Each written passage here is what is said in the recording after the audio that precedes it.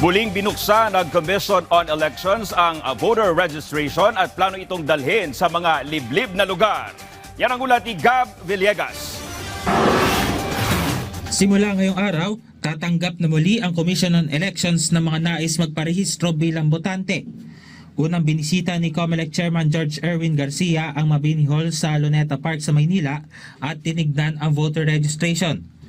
Ayon kay Chairman Garcia, tatagal hanggang 18 ng Mayo sa susunod na taon ang voter registration. Plano natin, dadalhin natin sa pinakamalalayong lugar para kahit paano yung mga kababayan natin na hindi na makapunta sa mga probinsya nila talaga, madala natin yung registration.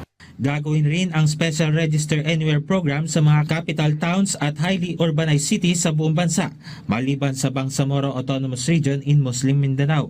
Target ng COMELEC na makapagtala ng 1.4 million mga bagong botante sa kabuuan ng registration period. Ipinag-utos rin ni Chairman Garcia sa mga election officers sa mga highly urbanized cities na magdaos ng Register Anywhere sa mga pamantasan at mga eskwelahan.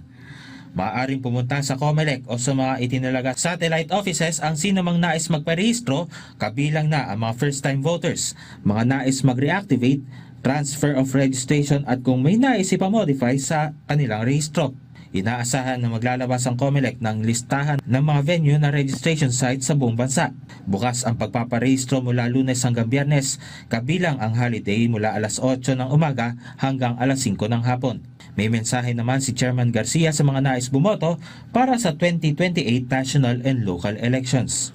Huwag na natin hihintayin pa yung katapusan ng registration. Di ba? Yung puot sa inyong mga dibdib, yung ating galit, sa registration na lang natin muna ilaan para po makaboto tayo. Tama nga ang sinasabi natin, balota ang pangtapat natin sa lahat na nakikita yung problema ng ating bansa. Gab Villegas para sa Pambansang TV sa Bagong Pilipinas.